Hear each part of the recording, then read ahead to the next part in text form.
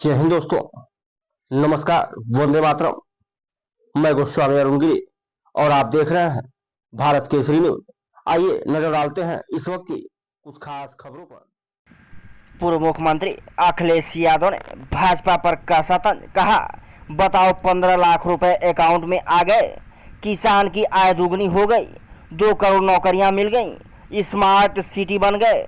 सपा ने अपने घोषणा पत्र में लिखा है जहां ओल्ड पेंशन बहाल होगा वहीं किसानों का कर्ज भी माफ होगा। उसके बाद कहा कि जनता जब 10 साल की दिल्ली और 7 साल की उत्तर प्रदेश सरकार का आकलन करेगी तो सब चेहरे गायब हो जाएंगे। यूपी और देश की राजनीति से भारतीय जनता पार्टी का सफाया होने जा रहा है। अभी तक 10 परीक्षाएं लीक हो गई हैं। जानबूझकर इन लोगों ने नौजवानों से नौकरी छीनी क्योंकि वह जानते हैं सरकारी नौकरी देंगे तो आरक्षण देना पड़ेगा। देखें पूरी रिपोर्ट। जितने भी लोकसभा के प्रत्याशी हैं उनकी बड़ी बड़ी होर्डिंग पर तस्वीर गायब है। जनता जब 10 साल का दिल्ली का आकलन करेगी और 7 साल उत्तर प्रदेश सरकार का आकलन करेगी तो वो सब चेहरे गायब हो जाएंगे। उत्तर प्रदेश से भारतीय जनता पार्टी का और देश की राजनीति से भारतीय जनता पार्टी का सफाया होने जा रहा है। महंगाई चरम सीमा पर इन्होंने पहुंचा दी। महंगाई इसलिए भी है कि कुछ लोगों को ये मुनाफा ज्यादा कमाने दे रहे हैं। मुनाफा कमाने से और जिस तरीके से भ्रष्टाचार हुआ है इलेक्टोरल बॉन्ड में, क्या कोई सोच सकता है कि इलेक्टोरल बॉन्ड के बहाने ईडी, सीबीआई, इनकम टैक्स को आगे कर करके चंदा वसूला गया हो? 1000 करोड़, 600 करोड़, 400 करोड़। ये बीजेपी के लोग बहुत प्रचार कर रहे थे वैक्सीन का।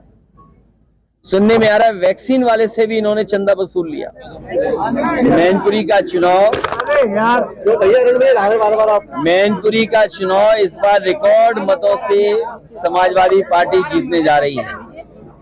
पहले भी चुनाव जब बाई इलेक्शन हुआ तो यहाँ की जनता ने एक एक वोट नेताजी को याद कर करके समाजवादी पार्टी के पक्ष में डाला और उसका परिणाम हुआ कि मैनपुरी की बहुत बड़ी जीत हुई है। इस बार भी जनता रिकॉर्ड मतों से समाजवादी पार्टी को जिताने जा रही है। दूसरे दल जो सामने हैं उनके पास दिखाने और बताने को कोई काम नहीं है।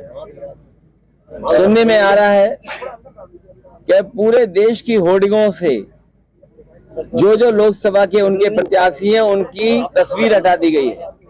15 लाख रुपए तुम्हारे अकाउंट में आ गए, 15 लाख रुपए किसान की आय दोगुनी हो गई, 2 करोड़ नौकरियां मिल गई, स्मार्ट सिटी बन गए और किसानों को सुविधा देने की बात कही थी, लोन माफ करने का, कि लोन माफ हो गया।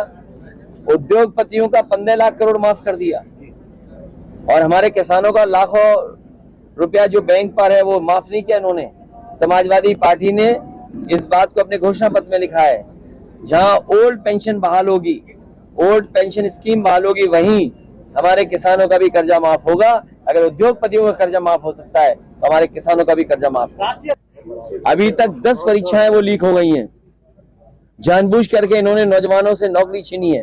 ये नौकरी नहीं छीन रहे हैं, ये आरक्षण नहीं देना चाहते हैं क्योंकि वो जानते हैं सरकारी नौकरी देनी पड़ेगी तो आरक्षण देना पड़ेगा। ये आरक्षण नहीं देना चाहते, इसलिए नौकरी के जानबूझ करके पेपर लीक करा रहे हैं। और अग्निवीर जैसी व्यवस्था को कभी समाजवादी लोग स्वीकार नहीं कर सकते हैं।